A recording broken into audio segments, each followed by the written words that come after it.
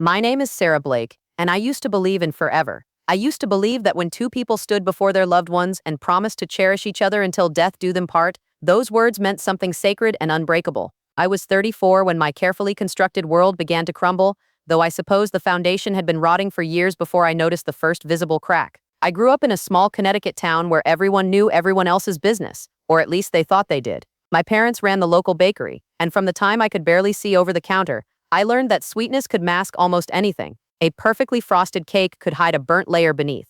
A smile could conceal disappointment. A marriage could look perfect from the outside while harboring secrets that would make your blood run cold. Perhaps that's why I became a therapist. I wanted to help people peel back those layers, to find the truth beneath the carefully constructed facades.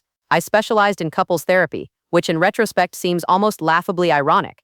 I spent my days helping other people save their marriages while mine was dying a slow, silent death right under my nose. My practice was located in a renovated Victorian house on Main Street, painted sage green with white trim. I had chosen it carefully, wanting my clients to feel like they were visiting a friend rather than a clinical setting. The waiting room had soft lighting, comfortable chairs, and a white noise machine that masked the conversations happening behind my office door. I prided myself on creating a safe space where people could expose their vulnerabilities without judgment. I met Daniel Blake at a conference in Boston. He was giving a presentation on corporate restructuring, and I was attending a workshop on conflict resolution in the next room. We literally bumped into each other during the coffee break, his Americano splashing across my white blouse. He was mortified, apologizing profusely while dabbing at the stain with his napkin. His hands were gentle, his green eyes genuinely concerned, and when he insisted on paying for the dry cleaning, I found myself agreeing to dinner instead. That first dinner was at a small Italian restaurant in the North End.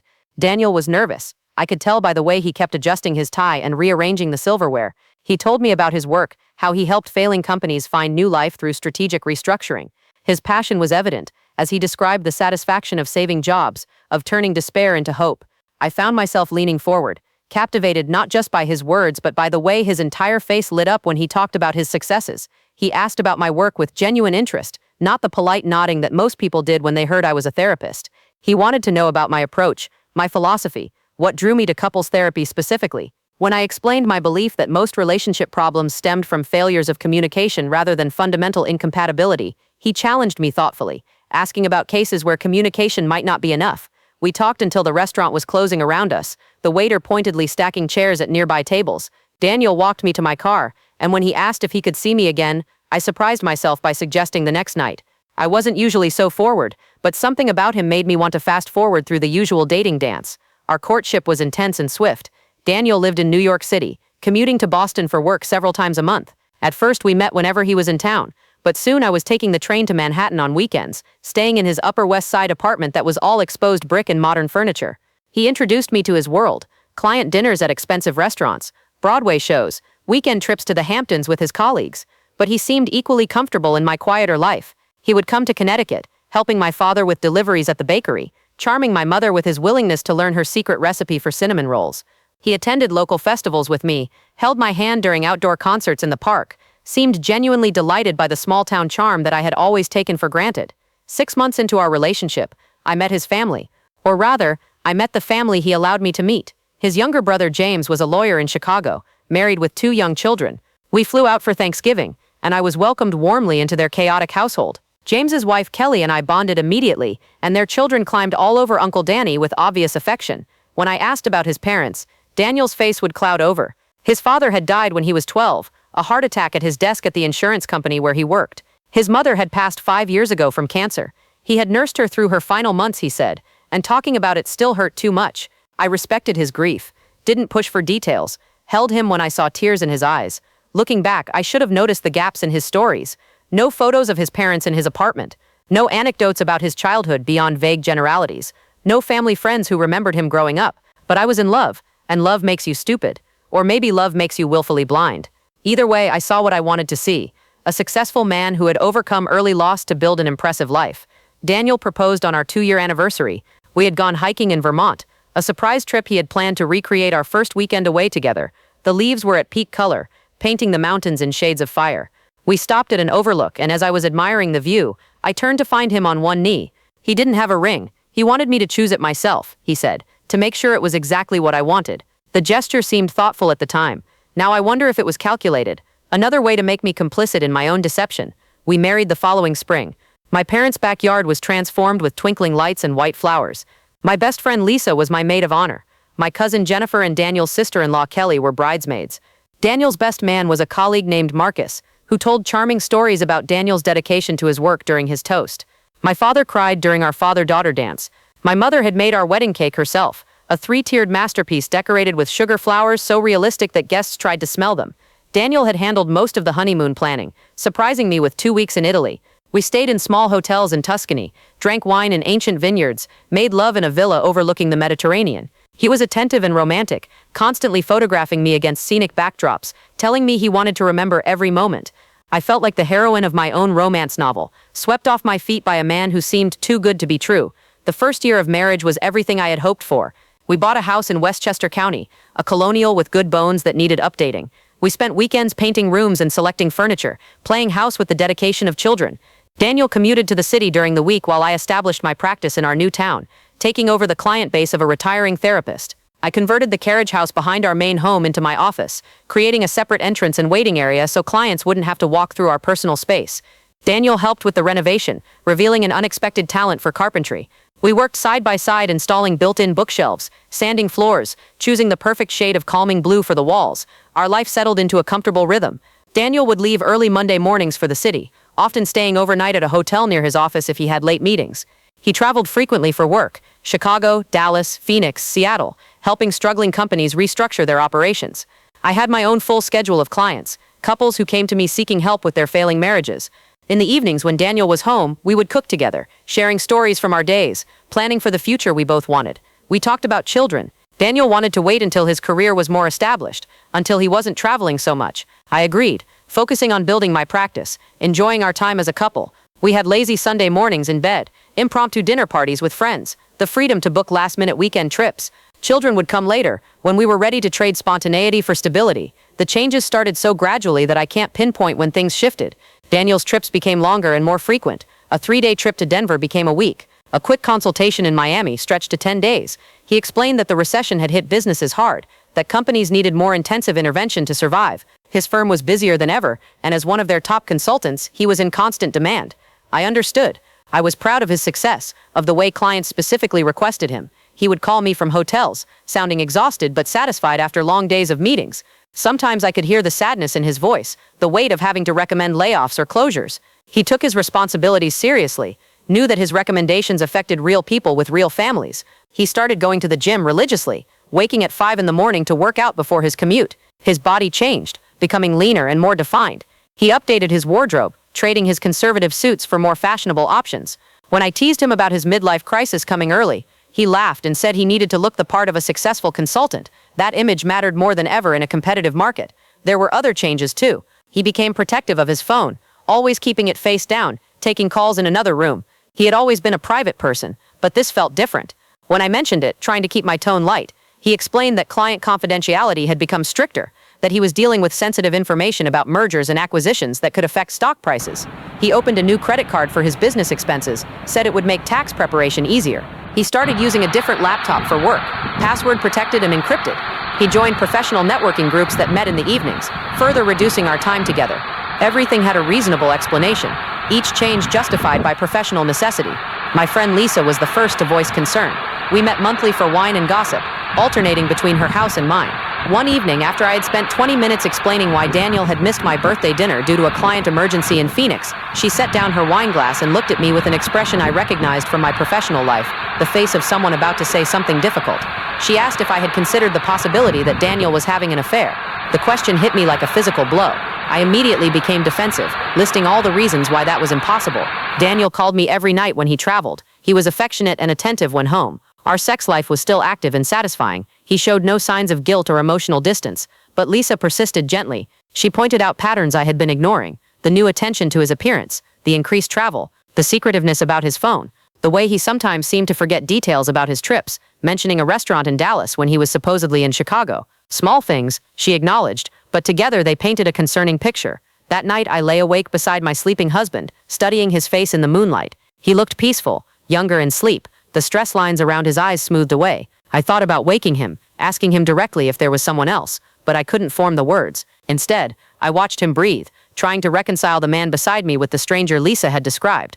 I began paying attention in ways I hadn't before. I noticed that Daniel's stories about his trips sometimes contained inconsistencies. He would mention a meeting with a client on Tuesday, then later refer to it happening on Wednesday. He would describe the view from his hotel room, then show me a receipt from a different hotel entirely. When I pointed out these discrepancies, he would laugh, blame jet lag and exhaustion, pull me close and change the subject. I started checking his credit card statements, telling myself I was just being financially responsible. The charges all seemed legitimate. Hotels in the cities where he said he was traveling, business dinners at appropriate restaurants, airport purchases that aligned with his flights. But something felt off. The restaurants were often intimate bistros, rather than the steakhouses where business dinners typically occurred. The hotel charges sometimes included spa services or room service for two. I hated the suspicious person I was becoming. This wasn't who I was. I was a therapist who believed in communication and trust. I counseled other couples about the importance of honesty, about how suspicion could poison a relationship. Yet here I was, checking my husband's pockets, scrolling through his credit card charges, noting the mileage on his car. My work began to suffer. I would sit across from couples in crisis, helping them navigate their trust issues while my own marriage felt increasingly unstable. One couple, the Andersons, came to me because the wife had discovered her husband's emotional affair with a coworker. As I guided them through the process of rebuilding trust, I felt like a fraud. How could I help them when I couldn't even confront my own suspicions? I decided to talk to Daniel directly. I planned the conversation carefully, choosing a quiet Sunday afternoon when we were both relaxed. I started gently, expressing that I felt disconnected from his work life, that I wanted to understand better what he did during his travels. Daniel's response was perfect, perhaps too perfect. He pulled out his laptop, showed me presentations he had created for clients, walked me through his typical day on the road. He seemed hurt that I felt excluded, promised to share more, to include me in his professional world. For a few weeks, things improved. Daniel sent me photos from his trips, conference rooms filled with executives, whiteboards covered in strategic plans, exhausted selfies from hotel gyms. He called more frequently, sometimes putting me on speaker during breaks and meetings, so I could hear the buzz of conversation around him. I felt foolish for doubting him, guilty for letting Lisa's suspicions infect our marriage. But then came Phoenix. Daniel left for a 5-day trip to Phoenix on a Monday morning in March. He kissed me goodbye at dawn, promised to call when he landed, grabbed his suitcase and garment bag with the efficiency of a seasoned traveler. I had a full day of clients scheduled, including a new couple who were on the brink of divorce. I pushed thoughts of Daniel aside, focused on being present for the people who needed my help. That afternoon, I ran into Marcus at the grocery store. Marcus, Daniel's best man, his colleague and closest friend at the firm. I was reaching for avocados when I heard my name, turned to find Marcus smiling at me from the next display. We hugged, made small talk about the weather, complained about the price of groceries. Then Marcus mentioned how disappointed he was to miss the Phoenix conference, how his trip had been canceled at the last minute due to a family issue. I maintained my smile even as my world tilted. I asked about his family emergency, expressed appropriate concern about his daughter's broken arm, promised to pass along his regards to Daniel. We parted ways cordially, Marcus heading to the deli counter while I abandoned my half-filled cart and walked to my car on unsteady legs. I sat in the parking lot for 20 minutes, trying to make sense of what I had heard. Marcus was supposed to be at the same conference as Daniel. His trip had been canceled due to a family emergency. But Daniel had said nothing about attending alone, had specifically mentioned that Marcus would be there to help with a difficult client presentation. I called Daniel's phone. It went straight to voicemail. I called the hotel in Phoenix where he was supposedly staying. They had no reservation under his name. I tried variations, his middle name, his company name, even my maiden name in case he had used it for some reason. Nothing. For 3 days, I lived in a state of suspended animation. I saw clients during the day, somehow managing to focus on their problems while mine consumed me from within. Each evening, Daniel called as usual, full of stories about the conference, complaints about the Phoenix heat, details about client meetings that sounded completely genuine. I played along, making appropriate responses, asking interested questions, all while dying inside. I couldn't eat. I couldn't sleep. I lost 5 pounds in 3 days, which Daniel noticed immediately when he returned home Thursday night. He was concerned, felt my forehead for fever, insisted on making me soup. As I watched him move around our kitchen, comfortable and familiar, I searched for signs of deception. But he seemed exactly the same, tired from travel, happy to be home, attentive to my needs. That night, as he slept beside me, I made a decision. I needed to know the truth, but I couldn't confront him without proof. If I was wrong, if there was an innocent explanation, I would destroy our marriage with my suspicions. If I was right, I needed evidence that he couldn't deny or explain away. The next morning, I did something I never thought I would do. I hired a private investigator.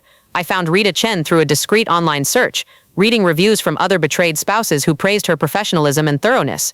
Her office was in a nondescript building, 40 minutes from my home, far enough that I was unlikely to run into anyone I knew. I parked around the corner, wore sunglasses despite the overcast day, felt like a character in a film noir. Rita's office was nothing like what I expected. No frosted glass door, no cigarette smoke, no world-weary cynicism. Instead, I found a pleasantly decorated space that could have belonged to an accountant or real estate agent. Rita herself was a well-dressed woman in her 50s, with kind eyes and a no-nonsense demeanor that immediately put me at ease. She listened to my story without judgment, taking notes in neat handwriting, asking clarifying questions occasionally. When I finished, she leaned back in her chair and studied me with an expression I couldn't read. She asked if I was prepared for what she might find. I said yes, though we both knew I was lying. No one is ever prepared to have their life dismantled. Rita explained her process, her fees, her discretion policies. She had me sign contracts, provide Daniel's information, detail his supposed travel schedule for the next month. She promised to be in touch within 2 weeks with preliminary findings. As I left her office, I felt both relieved and terrified. I had set something in motion that couldn't be stopped. The next 2 weeks were agony. I went through the motions of my life, seeing clients, meeting friends, maintaining the facade of normalcy. Daniel noticed my distraction, commented that I seemed stressed. I blamed work, a particularly difficult case that was weighing on me. He was sympathetic, bringing me flowers, running me baths, suggesting we book a vacation to reconnect. Every time my phone rang, my heart raced, wondering if it was Rita with news. But she maintained radio silence, gathering information with the patience of someone accustomed to surveillance. Meanwhile, Daniel continued his routine: trips to Chicago and Atlanta, evening networking meetings, early morning gym sessions. I watched him live his life, wondering which parts were real and which were performance. Rita finally called on a Tuesday afternoon. Her voice was carefully neutral as she asked if we could meet in person. I knew from her tone that whatever she had discovered wasn't good. We agreed to meet the next morning at a coffee shop 2 towns over, somewhere we were unlikely to encounter anyone from my life. I barely slept that night. Daniel was in Boston for the day, returning late, so I had the house to myself to pace and worry. I tried to prepare myself for confirmation of an affair, imagining how I would react, what I would do with the information. Would I confront him immediately? Would I see a lawyer first? Would I try to save our marriage? The next morning, I arrived at the coffee shop 15 minutes early, chose a corner booth with a view of the door. Rita arrived precisely on time, carrying a leather folder that seemed to contain my entire future. She ordered tea, waited until it arrived, then placed the folder on the table between us like a loaded weapon. What she had discovered was worse than an affair. So much worse. Daniel hadn't been traveling for business. The consulting firm he claimed to work for had terminated him 2 years earlier. 2 years. For 2 entire years, my husband had been pretending to go to work, pretending to travel for business, maintaining an elaborate fiction that must have required exhausting attention to detail. Rita had documentation of everything: the termination letter from the firm, citing embezzlement of client funds, records showing that Daniel had been siphoning money from client accounts, small amounts over time that eventually added up to nearly $500,000. The firm had agreed not to press charges if he repaid the money and signed a non-disclosure agreement. But that was just the beginning of the deception. The trips Daniel had been taking were real, but they weren't for business. Rita had surveillance photos showing Daniel entering and leaving a modest nursing home in Phoenix. The same facility, multiple times over the past 2 years. Always alone, often carrying flowers or gift baskets. The nursing home was caring for one Dorothy Blake, age 73, Daniel's mother. The mother he had told me died 5 years before we met. Rita had done thorough research on Dorothy Blake, a retired teacher from Phoenix, widowed when Daniel was 12, diagnosed with early-onset Alzheimer's disease 7 years ago. The progression had been slow at first, but she now required round-the-clock care in a memory unit. The facility was expensive but well-regarded, specializing in dementia care. There were financial records showing regular payments to the facility, payments that came from accounts I didn't know existed. Daniel had established a complex financial structure, multiple business entities and bank accounts that he used to fund his mother's care. The money came from legitimate sources. He had started a property investment company, buying distressed homes and flipping them for profit. Rita had copies of property records, business registrations, tax filings. Phoenix Holdings LLC was a real company with real assets and real income. Daniel had been working, just not in the way he had told me. He would travel to various cities to assess properties, manage renovations, meet with contractors and real estate agents. It was a successful operation that generated enough income to cover his mother's care, his restitution payments to the firm, and contribute to our household expenses. I stared at the documents, trying to reconcile this information with the man I had married. Rita waited patiently while I processed, occasionally pointing out significant details. The nursing home staff spoke highly of Mr. Blake. She noted, he visited regularly, was involved in his mother's care, always patient despite her increasing confusion. He had power of attorney, made medical decisions, ensured she had the best possible quality of life. But why the lies? Why create such an elaborate deception instead of simply telling me the truth? Rita had theories based on her investigation. The embezzlement had likely been driven by desperation. His mother's care was expensive, and his legitimate income at the time wasn't sufficient. Getting caught had been devastating professionally and personally. The shame of it, combined with the ongoing financial pressure, had led him to create a new identity of sorts. The successful consultant was more palatable than the disgraced employee turned property flipper. As for his mother, Rita suggested that the lie might have started before we met. Perhaps he had told early girlfriends that his mother was dead to avoid complicated explanations about her condition. By the time he met me, the lie was established, easier to maintain than to unravel. One lie led to another, until he was trapped in a web of his own making. I sat in that coffee shop for 2 hours, going through every document, every photo, every piece of evidence Rita had gathered. She had been thorough, even providing character references from people who knew Daniel through his property business. They described him as hardworking, honest in his business dealings, someone who took care of his properties and treated tenants fairly. The cognitive dissonance was overwhelming. My husband was simultaneously a liar and a devoted son, a thief and a successful businessman, a deceiver and a man trying desperately to meet his obligations. I didn't know how to reconcile these contradictions, how to process the magnitude of his deception alongside the understandable motivations behind it. Rita asked what I planned to do with the information. I had no answer. I paid her fee, took the folder, and drove home in a daze. The house felt different now that I knew the truth. Every room contained evidence of our life together, our shared fiction. The study where Daniel supposedly worked on consulting presentations was actually where he managed his property business. The suitcase he packed for business trips held clothes for visiting his mother and checking on renovation projects. I spent the next week in a strange state of limbo. Daniel came and went, maintaining his charade, while I pretended to believe it. But now I saw everything differently. When he talked about a difficult client meeting, I knew he meant a problematic tenant or a contractor issue. When he showed exhaustion after a trip, I understood he had been dealing with his mother's declining condition, not corporate restructuring. I found myself studying him with new eyes.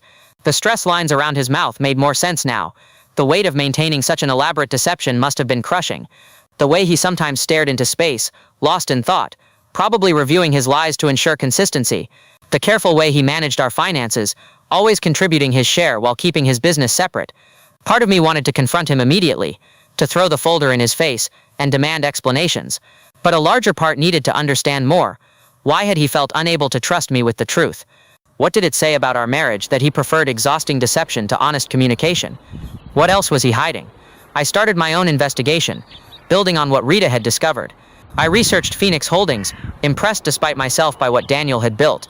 He had a good eye for undervalued properties, a talent for seeing potential where others saw only problems. His renovation choices were smart, balancing cost with appeal. He had created something successful from the ashes of his disgrace. I found online reviews from tenants praising their responsive landlord, Mr. Blake. I discovered before and after photos of his renovation projects, transformations that showed real vision and skill. I even found a feature in a local Phoenix paper about urban renewal, which mentioned Phoenix Holdings as an example of responsible property development. The mother I researched too, this ghost who had haunted our marriage without my knowledge. Dorothy Blake had been a dedicated teacher, beloved by students and colleagues.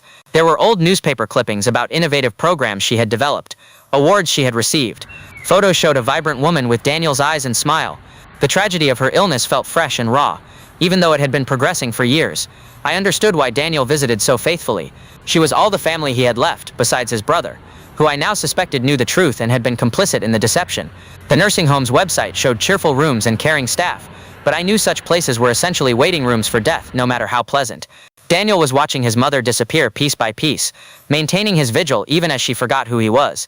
My anger, which had initially burned hot and bright, became more complex. I was furious about the lies, the manipulation, the theft of my agency in our relationship, but I also felt profound sadness for the man who felt he had to bear such burdens alone, who trusted me with his body and his daily life but not with his deepest truths. I started seeing my own therapist, Dr. Patricia Morrow. I needed professional help to process what I was experiencing, to understand my own reactions and decisions. Dr. Morrow was older than me, with silver hair and knowing eyes that had witnessed countless human dramas. I told her everything, watching her maintain professional neutrality even as the story became increasingly Byzantine. She helped me examine my own role in the deception. Not that I was to blame for Daniel's lies, she emphasized, but I had been an active participant in ignoring red flags. I had chosen comfort over confrontation, had accepted explanations that didn't quite make sense, because the alternative was too frightening. We explored my patterns in relationships, my tendency to see the best in people even when evidence suggested otherwise. Through therapy, I began to understand that my childhood in the bakery had trained me well for this. I had learned early that appearances mattered more than reality, that a pretty surface could hide anything. My parents' marriage, which I had always considered happy, revealed itself through therapy to have been its own form of performance. They stayed together for the business, for the town's expectations, for my sake, but the love had long since curdled into polite cooperation. No wonder I had been drawn to couples therapy. I was trying to save other marriages because I couldn't save the ones I had grown up observing. And no wonder I had been blind to Daniel's deception. I had been trained from birth to accept pleasant fictions over uncomfortable truths. Dr. Morrow also helped me see that I was now perpetrating my own deception. By pretending not to know the truth, I was lying just as surely as Daniel was. We had become co-conspirators in a false marriage, each playing our assigned role while knowing the script was fiction. The question was, how long could I continue the performance? 2 months after Rita's revelation, I was still paralyzed by indecision. Daniel and I continued our dance of deception, him lying about work while I lied about believing him. We made love, shared meals, planned a vacation to California wine country. To outside observers, we appeared to be a happy couple navigating the normal challenges of busy careers. But inside, I was fragmenting. I would catch myself studying Daniel's face during conversations, searching for tells when he lied. I became hyper-aware of every inconsistency, every moment of hesitation before he answered a question. I was turning into someone I didn't recognize, suspicious, calculating, false. My work with couples took on a surreal quality. I would guide them through exercises in trust building, while living in a house built on lies. One couple, the Morgans, came to me because the husband had hidden significant debt from his wife. As I helped them work through the betrayal and rebuild their financial transparency, I wanted to scream about my own situation. But I maintained professional boundaries, even as their story cut close to my own bones. It was Lisa who finally pushed me toward action. During one of our wine nights, she could tell something was wrong. I had lost more weight, had developed dark circles under my eyes that concealer couldn't hide. She pressed gently but persistently until I broke down and told her everything. Not about the private investigator, that felt too shameful to admit, but about discovering Daniel's lies through my own research. Lisa held me while I cried, the first tears I had shed since learning the truth. When I was spent, she asked me a simple question. What was I waiting for? Why was I choosing to live in limbo instead of confronting the situation? Her directness cut through my paralysis. I realized I had been waiting for courage, for the perfect moment, for a sign. But mostly I had been waiting because once I confronted Daniel, our marriage as I knew it would end, and I wasn't ready for that death. But Lisa was right. The marriage was already dead. We were just two people play-acting at being husband and wife, going through motions that had lost all meaning. The longer I waited, the more complicit I became in the deception. I was enabling Daniel's lies by accepting them, teaching him through my silence that dishonesty was acceptable in our relationship. I decided to confront him the following Friday. I chose the date carefully. He would be home for the weekend. We had no social obligations. There would be time to talk without interruption. I spent the week preparing, rehearsing what I would say, trying to anticipate his reactions.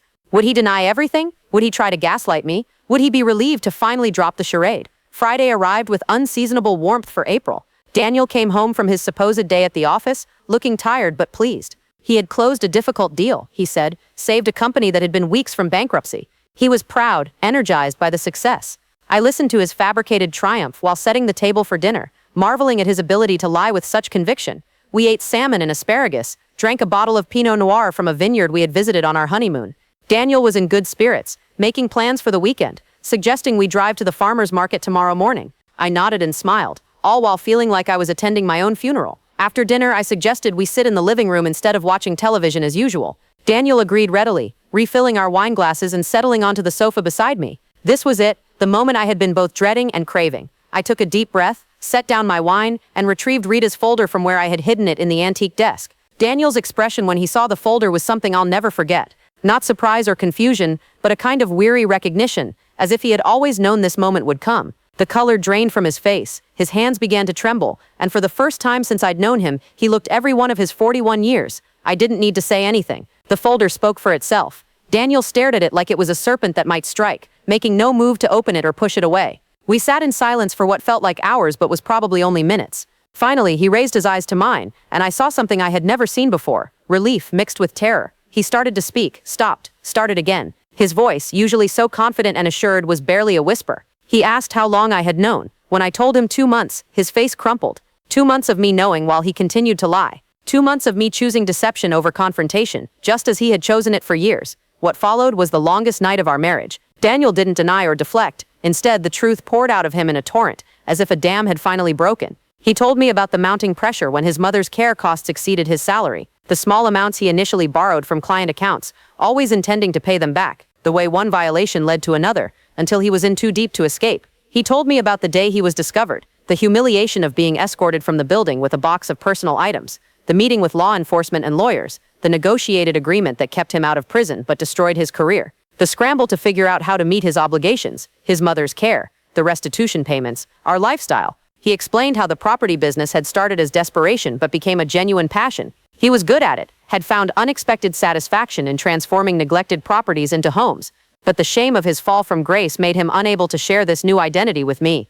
In his mind, I had married a successful consultant, not a disgraced embezzler turned house flipper. As for his mother, that lie predated our relationship. He had told early girlfriends she was dead to avoid explaining her condition, to avoid the pity and complications that came with having a parent with dementia. By the time we met, it was easier to maintain the fiction than to explain years of deception. He had planned to tell me eventually, but eventually never came. Each passing day made the truth harder to reveal. He cried as he spoke, not the manipulative tears of someone seeking sympathy, but the broken sobs of someone whose carefully constructed world had finally collapsed. He told me about the exhaustion of maintaining so many lies, the constant fear of discovery, the way he would lie awake reviewing his stories to ensure consistency. He had created spreadsheets to track his deceptions, ensuring he never placed himself in two cities at once, never contradicted previous lies. The weight of it had been crushing him slowly. He had developed anxiety, taking medication he hid from me. He had considered suicide more than once, seeing it as the only escape from the web he had woven. But he couldn't leave me, couldn't abandon his mother, couldn't stop the forward momentum of his deception.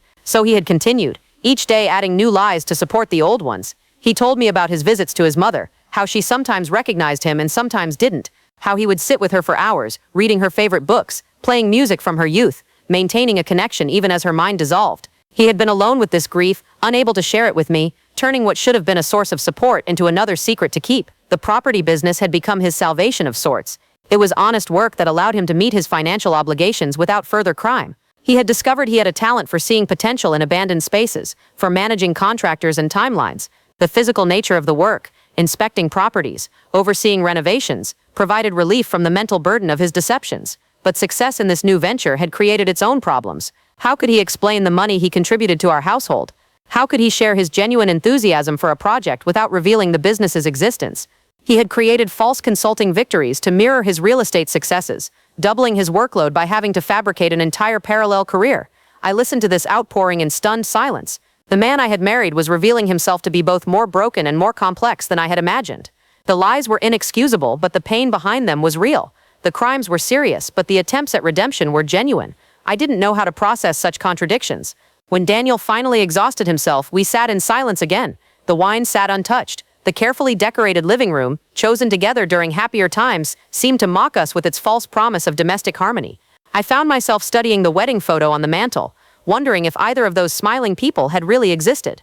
I asked Daniel if there were other lies, other secrets I should know about. He swore there weren't, but how could I believe him? Trust, once shattered, doesn't reassemble easily. Every word he spoke now came with an asterisk, a footnote questioning its veracity. He must have seen the doubt in my eyes, because he offered to show me everything. Bank statements, property records, medical files for his mother, even his anxiety medication prescription. We spent the rest of the night going through documents. Daniel logged into accounts I didn't know existed, showed me properties in various stages of renovation, explained his business model, with a passion I had never seen when he discussed his fictional consulting work. He showed me photos from his visits with his mother, heartbreaking images of a woman fading away while her son maintained his dutiful vigil. By dawn, I knew more about my husband's real life than I had learned in 7 years of marriage. The sunrise found us exhausted on the living room floor, surrounded by papers and laptops and the wreckage of our carefully constructed fiction. We had run out of words, run out of tears, run out of everything except the need to decide what came next. I told Daniel I needed time to process everything. I couldn't make any decisions in my current state of exhaustion and emotional overload. He understood, or said he did. We moved through the weekend like ghosts haunting our own life. We slept in separate rooms, ate meals in silence, avoided eye contact like it might burn. The house felt like a crime scene where trust had been murdered. On Monday, Daniel offered to move out temporarily, to give me space to think. Part of me wanted him gone, wanted to reclaim my space without the constant reminder of betrayal. But another part feared that if he left, he might never come back, or I might not want him to. We decided he would stay in the guest room while I figured out what I wanted. I threw myself into research about marriages surviving betrayal. The statistics weren't encouraging. Most relationships didn't survive deception of this magnitude. The ones that did required complete transparency, extensive therapy, and a commitment to rebuilding from both parties. Even then, the marriage that emerged was fundamentally different from what had existed before. I found online support groups for spouses of people who had committed financial crimes. Their stories were achingly familiar: the shock of discovery, the shame of being married to a criminal, the confusion about whether to stay or go. Some had divorced immediately. Others had stood by their partners through trials and imprisonment. There was no right answer, only individual choices based on specific circumstances. My therapy sessions with Dr. Morrow became twice-weekly lifelines.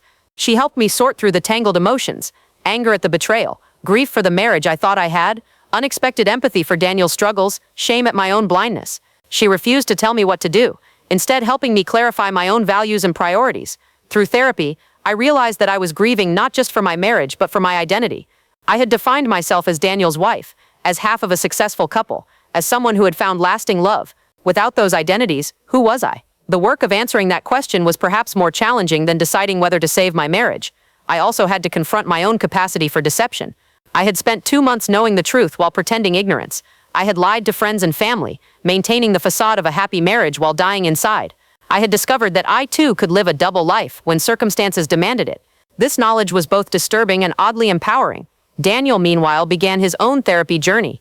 He found a therapist who specialized in white-collar crime rehabilitation, someone who could help him understand the choices that had led to embezzlement. He also joined a support group for adult children of parents with dementia, finally able to share the burden he had carried alone for so long.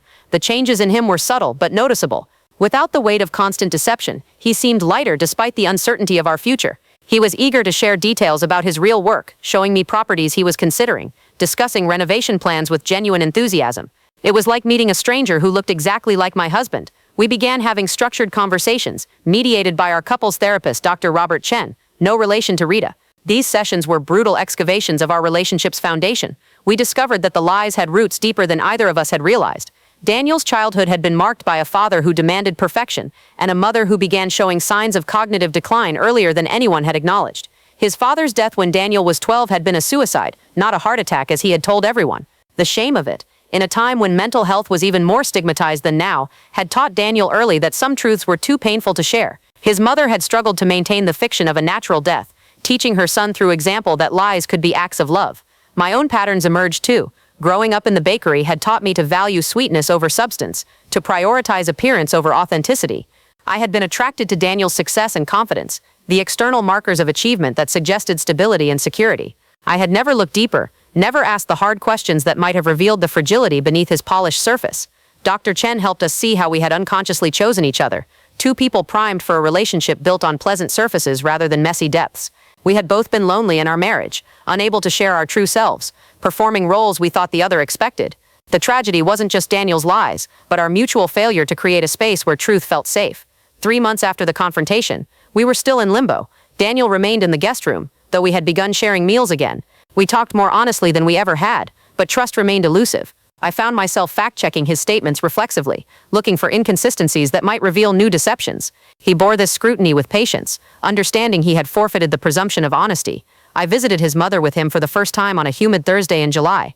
The facility was as nice as Rita's research had indicated, but no amount of pleasant decor could mask the reality of what it was. Dorothy Blake was a shell of the vibrant teacher from the photographs. She smiled at Daniel without recognition, called him by his father's name, asked repeatedly when lunch would be served despite having just eaten. Watching Daniel with her broke something open in me. His gentleness as he adjusted her blanket, his patience when she asked the same question for the 10th time, his ability to enter her confused world rather than forcing her back to reality. This was a side of him I had never seen. He had been carrying this heartbreak alone, visiting dutifully while maintaining the fiction that she was already gone. On the drive home, I found myself reaching for his hand. It was the first voluntary physical contact since the confrontation. He gripped my fingers like a drowning man clutching a rope, and we drove in silence while something shifted between us. Not forgiveness exactly, not yet, but a movement toward possibility. The next phase of our journey involved Daniel coming clean to everyone in our lives. He told his brother James the truth, enduring his anger at years of deception. He told our friends, accepting their shock and judgment. He even told my parents, perhaps the hardest conversation of all. My father, who had trusted Daniel like a son, struggled to reconcile the criminal with the man who had helped with bakery deliveries. Some friendships didn't survive the revelation. Marcus, Daniel's supposed best friend from work, was furious at being used as an unwitting accomplice in the deception. Lisa was supportive of me, but couldn't hide her disgust at Daniel's crimes.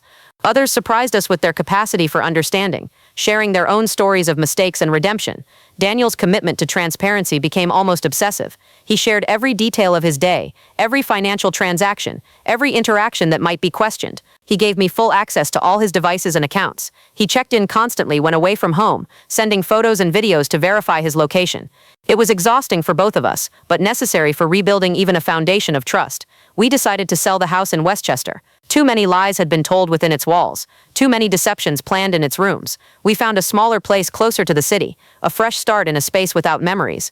Daniel's business was doing well enough to afford it, honestly without the fiction of consulting income. The moving process became unexpectedly therapeutic. Going through our possessions, we found artifacts of our false life, business cards from Daniel's former firm, photos from supposed work trips that were actually property visits, gifts he had given me purchased with stolen money. We made decisions about what to keep and what to discard, literally and figuratively sorting through the debris of our marriage. I had to make my own professional changes. My reputation as a couples therapist felt tainted by my personal failure. How could I guide others through relationship challenges when I had been so blind to my own? I considered leaving the profession entirely, but ultimately decided that my experience, painful as it was, made me a better therapist. I had lived through betrayal and survived. I understood the complexity of deception and redemption in ways that textbooks couldn't teach. I began specializing in betrayal trauma, working with couples navigating infidelity, financial deception, and other fundamental breaches of trust. My personal experience, while never explicitly shared, informed my approach. I could recognize the signs of deception I had missed in my own marriage. I could empathize with both the betrayed and the betrayer, understanding that people were rarely all victim or all villain. A year after the confrontation, Daniel and I were still together, not the same couple who had exchanged vows under an apple tree, but something new and still forming. We had good days when I could see a future together, and bad days when the weight of his deception felt crushing. We continued therapy, both individual and couples, committed to doing the work even when progress felt glacial. Daniel's mother passed on a cold Tuesday in December. We were both with her, holding her hands as she slipped away. She had been gone in all but body for months, but her death still hit Daniel hard. At the funeral, he introduced me to relatives he had hidden, teachers his mother had worked with, friends who remembered her before the disease stole her away. Standing at her graveside, I realized how much Daniel had lost to his deceptions. Not just money or career prospects, but connections to people who could have supported him through his mother's illness. His lies had isolated him, creating a prison of his own making. The theft had been just the beginning. The real crime was how he had robbed himself of authentic relationships. The funeral became a turning point for me. Surrounded by people who had loved Dorothy Blake, hearing stories of her impact on students' lives, I made a decision. I chose to forgive Daniel, not forget. I would never forget, but forgive. To release the anger that had become as heavy as his lies had been. Forgiveness didn't mean everything was suddenly perfect. Trust would take years to rebuild, if it ever fully returned. We would carry scars from this experience forever. But forgiveness meant I could stop defining myself by the betrayal, could stop seeing myself primarily as a victim of deception. We renewed our commitment to each other on a snowy afternoon in January. Not a formal ceremony, just the two of us in our new living room, making promises that reflected what we had learned. We promised radical honesty, even when the truth was uncomfortable. We promised to face challenges together, rather than retreating into isolation. We promised to build something real on the ruins of our fiction. Daniel eventually sold his property business, taking a legitimate job with a real estate development firm. It paid less than his previous income, but it was honest work with regular hours and legitimate travel. He found satisfaction in using his skills openly, in building a career without deception. His colleagues knew his history. He had been honest in his job application, and chose to judge him by his current actions, rather than past mistakes. We started talking about children again, but with a different perspective. We discussed how we would raise them to value truth over appearance, to understand that everyone makes mistakes but not everyone has the courage to admit them. We talked about the legacy of family secrets, how Dorothy's hidden illness and Daniel's father's suicide had created patterns we were determined to break. The journey toward rebuilding wasn't linear. We had setbacks, moments when the weight of the past felt too heavy to carry.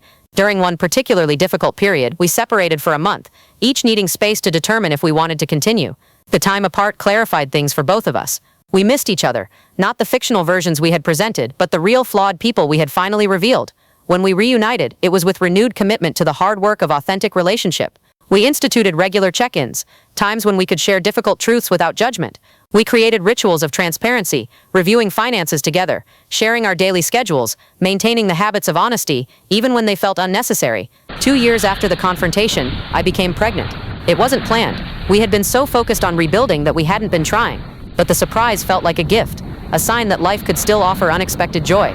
Daniel's reaction was pure and uncomplicated in a way I hadn't seen since our early days. He cried with happiness, then immediately worried about being a good father given his history. The pregnancy became another opportunity for growth. We attended parenting classes together, read books about raising emotionally healthy children, discussed our fears and hopes with brutal honesty. Daniel was terrified of passing on his capacity for deception. I worried about being overprotective, about not trusting our child because of my experiences. Our daughter was born on a spring morning, entering the world with a cry that sounded like triumph. We named her Dorothy, after the grandmother she would never know but whose illness had shaped our lives profoundly. As I held her for the first time, I thought about the legacy we were giving her, not just the trauma and deception, but the redemption and rebuilding too. Daniel was a devoted father from the first moment. The same attentiveness he had shown his mother, he now directed toward our daughter. But this time, he wasn't alone. We were partners in parenting, as we had never been partners in marriage during our early years. Every decision was discussed, every concern shared, every joy celebrated together. Watching Daniel with Dorothy helped me see him with fresh eyes. The gentle way he sang to her during late-night feedings, his patience with her colic, his pure delight at her first smile. These moments built new trust in ways that therapy and transparency hadn't quite achieved. I was seeing him at his most vulnerable and authentic, unable to maintain any pretense with a newborn who demanded complete presence. We moved again when Dottie was 6 months old, finding a house with a yard in a family-friendly neighborhood. This time, the house hunting was a joint effort, with Daniel sharing every detail of financing and decision-making. We chose a fixer-upper, something we could renovate together, building sweat equity along with emotional equity. The renovation became a metaphor for our marriage. We stripped things down to the foundation, examined the structure for weakness, reinforced what was salvageable, and replaced what was beyond repair. We made decisions together, compromised when we disagreed, celebrated small victories like choosing the perfect shade of paint for Dottie's nursery. My practice evolved as I did. I wrote articles about betrayal and recovery that resonated with other therapists and clients alike. I was invited to speak at conferences, sharing insights about the complex nature of deception and the possibility of redemption. Without revealing personal details, I drew from my experience to help others navigate similar challenges. One speaking engagement led to an unexpected encounter. A woman approached me afterward, tears in her eyes, saying my presentation had given her hope. Her husband had hidden gambling debts for years, and she was struggling with whether to stay or leave. As we talked, I recognized myself in her confusion and pain. I gave her my card, and she became a client who successfully rebuilt her marriage. Stories like hers reminded me why I had stayed in the profession despite my personal challenges. There was healing in helping others heal, redemption in guiding couples toward their own redemption. My wounded healer status, as Dr. Morrow had called it, became a strength rather than a liability. Daniel and I celebrated our 10th anniversary, the second one, counting from the confrontation, with a week in Italy. We returned to some of the same places we had visited on our honeymoon, but we were entirely different people. The couple taking selfies at the Trevi Fountain bore little resemblance to the naive newlyweds who had made wishes there years before. Over dinner in a small trattoria in Rome, Daniel raised his glass in a toast. He thanked me for staying, for doing the hard work of rebuilding, for giving him a chance to prove he could be trustworthy. I had heard variations of this gratitude many times over the years, but something about the setting and the milestone made me especially emotional. I made my own toast, thanking him for finding the courage to change, for committing to transparency even when it was exhausting, for showing our daughter what accountability looked like. We were both crying by the end, probably alarming nearby diners, but we didn't care. We had earned these tears through years of work. The trip marked another turning point. For the first time since discovering his deception, I felt truly relaxed with Daniel. I wasn't constantly analyzing his words for lies or checking his phone for evidence of betrayal. The hypervigilance that had characterized our rebuilt relationship was finally easing into something more sustainable. When we returned home, Dottie had taken her first steps in our absence. My parents, who had been babysitting, had videoed the moment. Watching our daughter toddle toward the camera with a triumphant grin, I thought about all the steps that had brought us to this moment. Each one had been difficult, some had been painful, but they had led us here.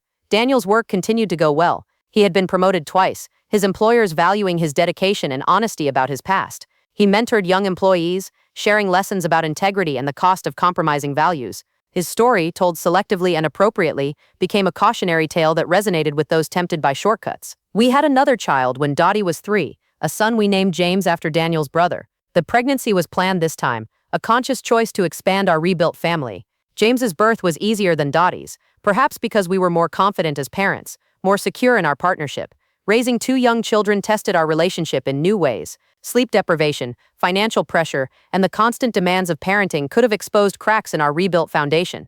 Instead, they seemed to strengthen us. We had learned to communicate through crisis, to support each other through difficulty. The small challenges of family life felt manageable compared to what we had survived.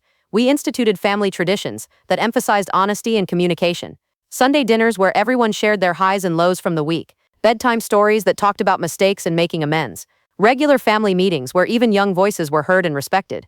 We were determined to create an environment where truth was valued over perfection. As the children grew, we faced the question of what to tell them about our history. We consulted with child psychologists, read research on age-appropriate disclosure, discussed it endlessly in therapy. Ultimately, we decided on graduated honesty, sharing more as they became capable of understanding, always emphasizing that people could change and families could heal. The first conversation came when Dottie was 6 and asked why we didn't have pictures from when Daddy worked in the city. We explained simply that Daddy had made some mistakes at his old job and had to find a new one. She accepted this easily, more interested in returning to her coloring than pursuing family drama. But it was a start, a foundation for more complex conversations in the future. My practice had evolved to include workshops for therapists on treating betrayal trauma. I partnered with legal professionals, financial advisors, and other specialists to provide comprehensive support for couples navigating deception. The program became recognized nationally, leading to a book deal that I initially resisted but ultimately accepted. Writing the book forced me to articulate lessons learned through pain. I interviewed dozens of couples who had survived various forms of betrayal, finding common threads in their stories. The manuscript went through many drafts as I struggled to balance clinical insight with human compassion. Daniel read every version, offering feedback and support even when the content hit close to home. The book's publication marked 15 years since the confrontation. At the launch party, surrounded by colleagues, clients who had become friends, and family who had stuck by us, I felt a sense of completion. Not that our journey was over, marriage is an ongoing project, but that we had transformed our greatest catastrophe into something meaningful. Daniel spoke at the launch, something we had debated but ultimately felt was important. He talked about the weight of deception, the relief of discovery, the hard work of redemption. He thanked me publicly for choosing to rebuild rather than walking away. There wasn't a dry eye in the room, including ours. The book's success led to speaking engagements across the country. Sometimes Daniel joined me, and we presented together on rebuilding trust after betrayal. Audiences were always riveted by our story, by the living proof that marriages could survive seemingly insurmountable deception. We were careful to note that our path wasn't right for everyone, that leaving was sometimes the healthiest choice. One memorable engagement was at the university where we had met at that long-ago conference. Standing in the same building where coffee had spilled on my blouse, we told our story to an audience of graduate students studying counseling. Afterward, a young woman approached us, saying she was in a relationship with someone who had lied about significant debt. Our story had given her a framework for deciding whether to stay or go. As our children entered adolescence, new challenges emerged. Dottie, now 13, had inherited my analytical nature and Daniel's attention to detail. She researched everything, questioned inconsistencies, demanded evidence for claims. While these traits would serve her well in life, they made parenting more complex. We couldn't rely on "because I said so" or convenient half-truths. James, at 10, was more like Daniel, charming, social, with a tendency to embellish stories for effect. We watched carefully for signs that he might follow his father's pattern of escalating deception. When we caught him in lies, we responded with measured consequences and discussions about why truth mattered, trying to break the cycle that had trapped Daniel. Both children eventually learned the full story of our past. Dottie was 16 when she asked directly about why Dad had changed careers, having noticed inconsistencies in our casual references. We told her the truth, the embezzlement, the hidden mother, the years of deception, and the longer years of rebuilding. She was shocked, angry, confused, all normal reactions to learning your parents are deeply flawed humans. The revelation changed our relationship with her temporarily. She questioned everything we had taught her about honesty, threw our past in our faces during arguments, struggled to reconcile the parents she knew with the people in our story. We gave her space to process, continued family therapy, and trusted that our consistent behavior would eventually outweigh our historical failures. James learned the truth shortly after, and his reaction was different but equally challenging. He worried he had inherited some genetic predisposition to lying, became anxious about his own small deceptions. We worked with his therapist to help him understand that while everyone had the capacity for deception, we also had the power to choose honesty. Through all of this, Daniel and I continued to choose each other. Not the blind choice of our early marriage, but the informed choice of people who had seen each other's worst and decided to stay anyway. We still had difficult days, moments when the past felt too present, but they were increasingly rare. 20 years after the confrontation, we renewed our vows again. This time, we invited everyone, the children, family, friends who had weathered the storm with us, colleagues who had supported our journey. The ceremony was in my parents' backyard, under the same apple tree where we had first married, but everything else was different. Our vows reflected what we had learned. We promised to choose truth over comfort, to face difficulties together, to model for our children that redemption was possible. We acknowledged our past failures while committing to continued growth. When Dottie and James served as our witnesses, I saw the young adults they had become, honest, thoughtful, shaped by our mistakes, but not defined by them. The reception was joyful, but tinged with the complexity that marked our lives. My father, now in his 70s, toasted our resilience. Lisa, who had initially urged me to leave Daniel, admitted she had been wrong about our capacity to rebuild. Marcus, who had eventually forgiven Daniel, joked about being relieved he no longer had to unknowingly cover for anyone's lies. As I write this now, another 5 years have passed. Dottie is in graduate school, studying social work with a focus on family systems. She credits our transparency about our struggles with inspiring her career choice. James is finishing college, majoring in business with a minor in ethics. He sometimes jokes that he's getting a degree in everything his father did wrong, but there's pride in his voice when he talks about Daniel's transformation. Daniel retired early from his development job to teach business ethics at a community college. The irony isn't lost on anyone, but his students benefit from learning from someone who understands the real consequences of ethical failures. He tells his story selectively, always emphasizing that his crimes had victims, that redemption requires more than regret. I still maintain my practice, though I've reduced my hours. The book led to 2 more, each exploring different aspects of betrayal and recovery. I mentor young therapists, teaching them to recognize deception while maintaining hope for human change. My wounded healer status has become simply part of who I am, no longer a source of shame but a well of empathy. We see less of each other's families now, geography and age creating distance. Daniel's brother James passed away unexpectedly 2 years ago, and at his funeral, we reflected on how their relationship had been another casualty of Daniel's deceptions. They had reconciled but never fully recovered the closeness they once shared. It's a reminder that some consequences of our choices are permanent. My parents still run the bakery, though they've brought in help as they've aged. Sometimes I work a shift on weekends, returning to my roots, selling sweetness while remembering that it can mask bitterness. Customers who remember me from childhood ask about my life, and I give them the polished version, the one suitable for small talk over pastries. But with close friends, with clients, with anyone who needs to hear it, I tell the real story, the messy, complicated, ultimately hopeful story of 2 people who built a marriage on lies and then rebuilt it on truth. It's not a fairy tale, and it's not a cautionary tale. It's just a human tale, full of failures and redemption, betrayal and forgiveness, the death of one love and the difficult birth of another. Recently, I found the folder Rita Chen had given me all those years ago. I had kept it, tucked away in a filing cabinet, a reminder of the moment everything changed. I sat with it for a while, remembering the woman who had hired a private investigator, who had lived with terrible knowledge while pretending ignorance. She felt like a stranger now, someone I might have counseled in another life. I showed the folder to Daniel that evening. He hadn't seen it in years, had probably hoped never to see it again, but he looked through it with me, both of us marveling at the thoroughness of Rita's work, the undeniable evidence of a life built on deception. When we finished, I asked if he wanted to keep it or destroy it. He thought for a moment, then suggested we frame one page, the photo of him entering his mother's nursing home, as a reminder of why honesty matters. That photo now hangs in our home office, an odd artifact that visitors sometimes ask about. We tell them it's from a difficult period in our lives, one that taught us important lessons. Most people don't push for details, sensing there's a larger story they may not want to hear. But for those who do, we share what feels appropriate, always emphasizing that our story is just one of many possible outcomes. Last month we became grandparents. Dottie and her partner welcomed a daughter, naming her Sarah after me. Holding my granddaughter for the first time, I thought about the legacy she was inheriting. Not just the struggles and failures, but the proof that people can change, that relationships can be rebuilt, that truth is worth the pain it sometimes causes. Daniel was beside me in the hospital room, crying as he held little Sarah. He whispered promises to her about the kind of grandfather he would be, present, honest, reliable. I believed him, not with the naive faith of our early marriage, but with the hard-won trust of someone who had seen him at his worst and watched him choose better. As I finish writing this story, I'm aware of how much I've left out, the mundane days that make up most of life, the small kindnesses that slowly rebuilt trust, the ordinary moments that eventually outweighed the extraordinary betrayal. Life is mostly made of these quiet times, the spaces between dramatic revelations where real change happens. My name is Sarah Blake, and I no longer believe in forever. I believe in today, in the choice to be honest even when it's difficult, in the possibility of redemption for those willing to do the work. I believe that marriage is not a destination but a daily decision, not a fairy tale but a human endeavor with all the messiness that implies.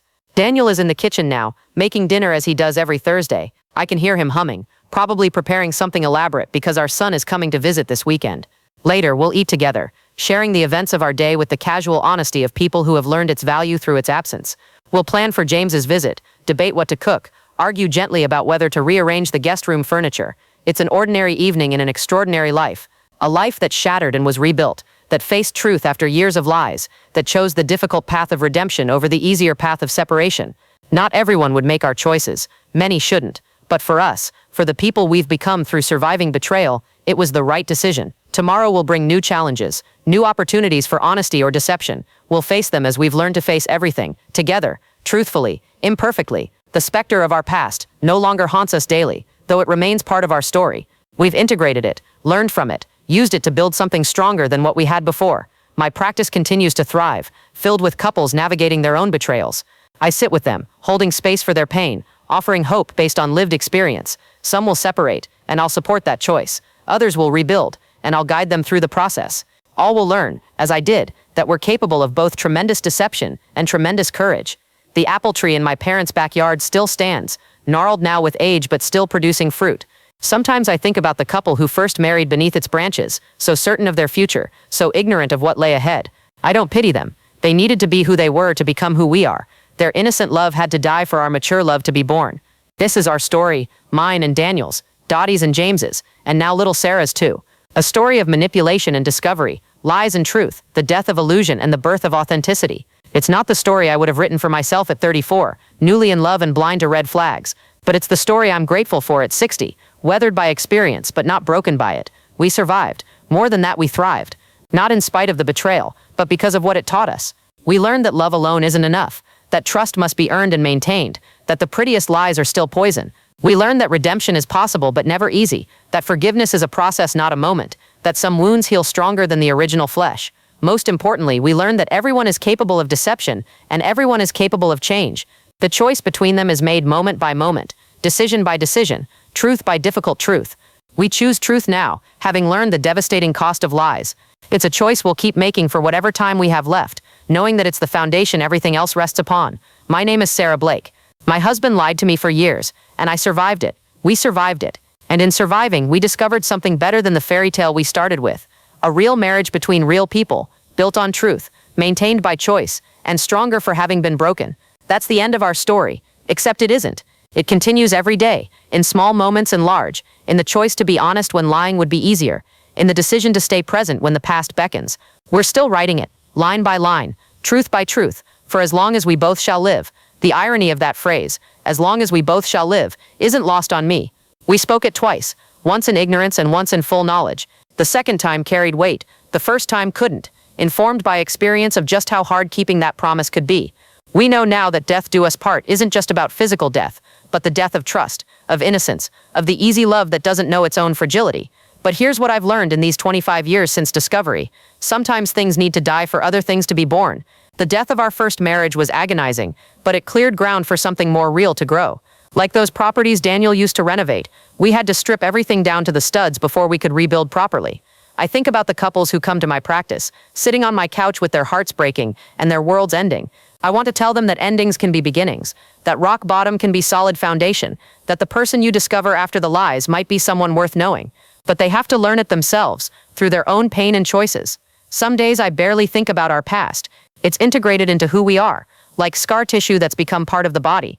Other days, something triggers a memory, a client's story, a smell that takes me back to that coffee shop with Rita, a phrase that echoes Daniel's old lies, and I'm transported back to the woman I was, scared and angry and lost. But I'm grateful for her, that younger Sarah who hired a private investigator and lived with terrible knowledge. She was braver than she knew, stronger than she felt. She could have chosen easier paths, ignorance, immediate divorce, bitter revenge. Instead, she chose the hardest path, to see clearly, and then decide thoughtfully, to feel everything, and then choose deliberately. Daniel and I talk about our story sometimes, usually late at night when the house is quiet and we're both feeling philosophical. We wonder about the road not taken, who we would have become if his deception had never been discovered, if we had lived our entire lives in that elaborate fiction. Would it have been better? Easier, certainly, but better? We always conclude that truth, however painful, was the gift hidden in the catastrophe. Our children understand this intellectually, though I suspect they won't really grasp it until they face their own crossroads between comfortable lies and difficult truths. They've grown up in a household where honesty is paramount, where mistakes are discussed openly, where redemption is always possible but never guaranteed.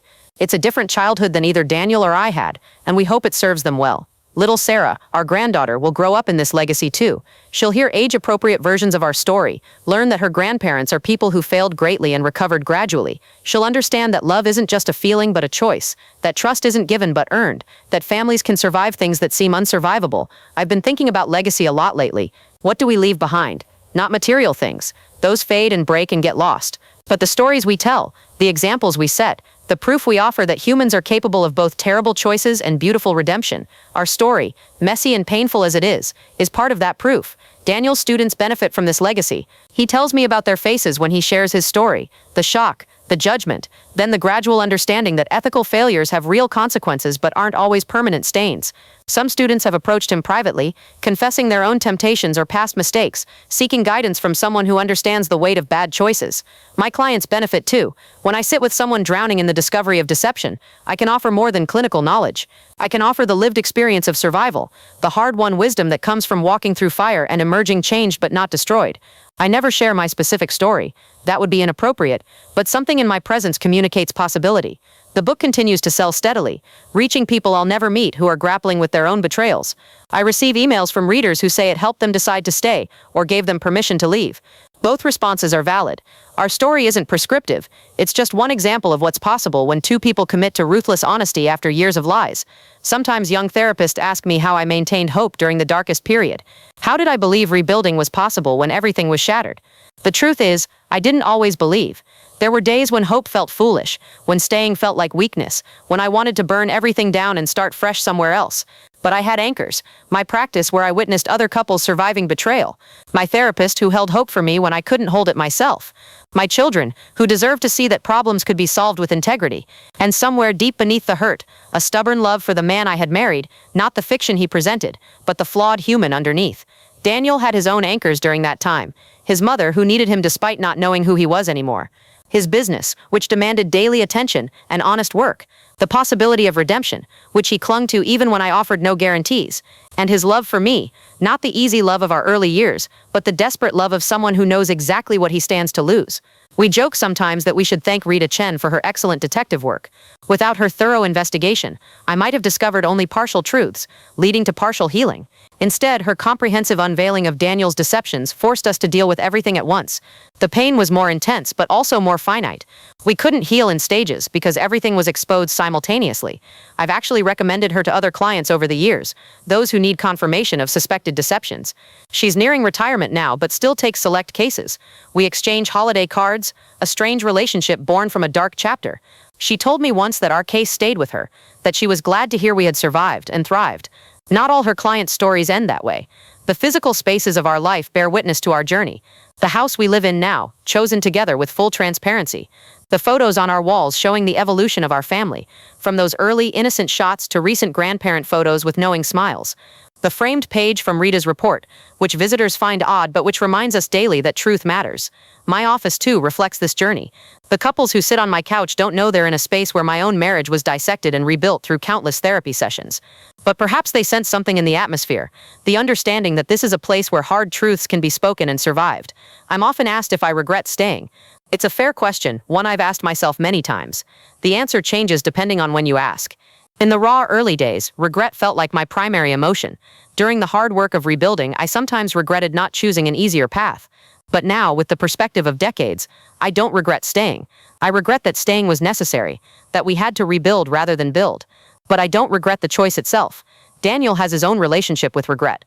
He regrets the embezzlement, the lies, the years of deception, but he's learned to carry that regret productively, using it to make better choices rather than letting it paralyze him. He tells his students that regret without change is just self-indulgence. True remorse requires action. We've learned to recognize the echoes of our past in current situations.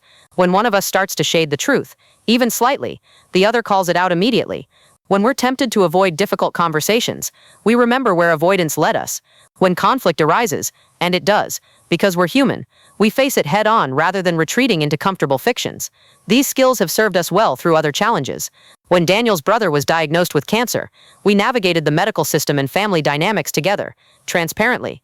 When my father had a mild stroke, we made care decisions as a team, sharing fears and resources openly. When the pandemic hit and we were suddenly together constantly, we had the communication tools to handle the pressure. I think about the butterfly effect sometimes, how one moment, One spilled coffee at a conference led to all of this. If Daniel and I had never met, he might have continued his cycle of deception with someone else. I might have married someone who never challenged my tendency to accept surface presentations. Our children wouldn't exist. The thousands of clients we've helped through our work and writing would have had different guides. But we did meet. We did marry. He did lie. I did discover the truth. We did rebuild. And from that sequence of events, ripples spread outward. Our children learned that integrity matters more than image. Our clients learned that betrayal can be survived. Our readers learned that redemption is possible. The ripples continue spreading, touching lives in ways we'll never fully know. As I near the end of this reflection, I'm aware of how much more there is to say about the specific techniques we used in rebuilding trust, about the setbacks and breakthroughs, about the thousands of small moments that make up a marriage. But perhaps that's for another book, another time. For now, I'll end where I began. My name is Sarah Blake, and I used to believe in forever. Now I believe in something better. In today. In choice. In the hard work of building truth from the ashes of lies. I believe in the wounded healer. In the redeemed criminal. In the couple who chose to stay and fight for something real. Daniel just called from upstairs, asking if I want tea. Such a simple question, but I hear the layers in it. The invitation to share a moment. The care for my comfort. The continuation of daily kindness that rebuilds trust, drop by drop. I'll say yes, and we'll sit together in the kitchen we chose. Honestly, in the life we built transparently. In the marriage we saved through truth. Tomorrow, I'll see clients who are just beginning their journey through betrayal. I'll hold space for their pain, while holding knowledge of what's possible. I'll guide without prescribing, support without judging, hope without guaranteeing. I'll be the wounded healer, offering my scars as proof that healing happens. Daniel will teach his students about ethical decision-making, using his story as both warning and inspiration. He'll grade papers on corporate responsibility, written by young people who weren't born when he was stealing to pay for his mother's care. He'll come home tired but satisfied, having spent his day in honest work. We'll have dinner with our children this weekend, listening to their lives and challenges. We'll offer advice when asked, shaped by our experiences but tailored to their situations. We'll play with our granddaughter, watching her discover the world with innocent eyes, knowing she'll eventually learn that her grandparents are complex humans with a complicated story. And through it all, we'll continue choosing each other, not because it's easy or comfortable or what we originally planned, but because we've learned that real love isn't about perfection or fairy tales. It's about seeing someone clearly, their failures, their potential, their humanity, and choosing to build something true together. The manipulations that once defined our marriage have become cautionary tales we tell ourselves and others, but they're not the end of our story. The end, if there is one, is two people who faced the worst and chose to become better, who discovered that rock bottom could be solid ground for building, who learned that I do is not a one-time declaration but a daily choice. My name is Sarah Blake. I am 60 years old. I have been married twice to the same man, once in ignorance and once in knowledge. The second marriage, built on truth and maintained through choice, has lasted longer and gone deeper than the first. It's not the marriage I dreamed of as a young woman, but it's the marriage I'm grateful for as an older one. And that, perhaps, is the final truth. That gratitude can grow in the ruins of betrayal. That love can be stronger for having been tested. That two people can create something beautiful from the raw materials of deception and pain. Not everyone can or should, but we did. And in doing so, we discovered that the opposite of manipulation isn't just honesty, it's the daily choice to be real with each other, whatever the cost. The sun is setting now, painting the sky in shades of ending and beginning. Daniel has brought the tea, and we're sitting quietly, comfortable in the silence that comes from having said everything important. Tomorrow will bring new challenges, new opportunities for truth or deception. We'll meet them as we've learned to meet everything, together, honestly, imperfectly, but genuinely, and that's enough. More than enough, it's everything.